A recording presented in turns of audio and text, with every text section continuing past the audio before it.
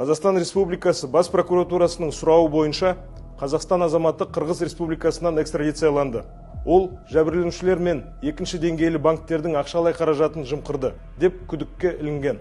Тергеу барысында 2022-2024 жылдар аралығында Қазақстанның 3 азаматы ұйымдасқан қылмыстық топ құрып, қайтарылмайтыны алдын ала белгілі несиелерді рәсімдеу схемасын әзірлегені анықталды.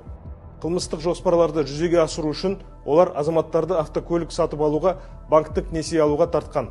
Кейіннен аталған көліктерді қаскөйлер сатып, түскен ақшаны өз қажеттіліктеріне жұмсаған. Бұдан бөлек, қылмыстық топ мүшелері іс жүзінде жоқ автокөліктерге банктік несие рәсімдеуге байланысты тағы бір алаяқтық схеманы қолданған.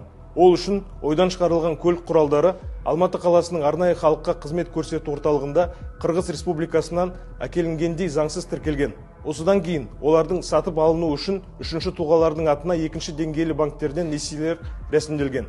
Осы тәсілмен алынған қаражатты да сыбайластар жеке мақсаттарына пайдаланған.